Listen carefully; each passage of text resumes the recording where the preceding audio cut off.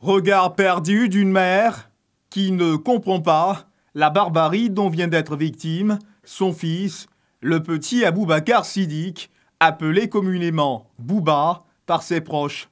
Ce petit garçon, âgé de 4 ans, a quitté le domicile familial le samedi 24 février dernier pour ne plus y revenir. Cadet d'une famille de 4 enfants, le 25 février dernier, le corps sans vie de Bouba a été retrouvé égorgé, vidé de son sang, puis enterré dans une broussaille dans le quartier de Angré. Sa mère nous raconte avec beaucoup d'émotion les circonstances de la disparition de son fils. Son petit frère était malade, ça faisait quelques jours. On n'a pas dormi la nuit. Donc je suis tellement fatiguée avec le bébé, j'ai dit je vais me reposer. Je me suis réveillée à 14 h. J'ai dit à la grande soeur, j'ai dit mamie, il faut aller chercher les enfants. Elle est partie dans la cour là, on dit ils ne sont pas là. Elle est partie, c'est dans 3 coups seulement ils s'en vont, tous les 3, on dit qu'ils ne sont pas là. Donc c'est là on a commencé à le chercher. C'est là ma fille, elle s'est rappelée. Elle dit non, que la dernière fois il y a pu pouvoir c'était avec le bijoutier.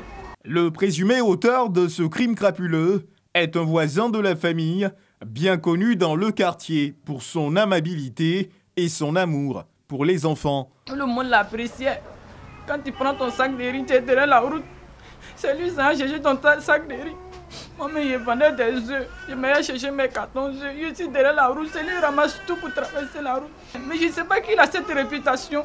Les enfants viennent beaucoup derrière lui. Il leur donne des bonbons, les trucs, il les envoie. Va payer ça pour moi, va payer ça pour moi. Bon, les enfants étaient collés à lui. Si quelqu'un te disait qu'il allait nous faire ça, personne n'allait croire. Mais il a fallu que ça se passe dans nos propres yeux pour qu'on le croie. Mais ça nous a surpris, nous tous, sincèrement. Mis aux arrêts, le présumé coupable est passé aux aveux, selon les témoignages de ce jeune homme. Tout le monde t'a dit à l'enfant et puis tu nies les faits, c'est pas normal. Il faut que tu nous dises quelque chose. Le père de l'enfant était là, je les ai demandé de sortir pour que je coude avec lui. Donc il dit vraiment, si moi je peux le protéger, il va me dire la vérité. Il dit dis-moi toute la vérité. Là il m'a dit vraiment que là pour l'enfant samedi à 14 h, à 17 h, je crois bien il a fait le travail. Quel travail? Il a tué l'enfant. Les enquêtes sont en cours pour élucider ce drame qui suscite beaucoup d'émotions.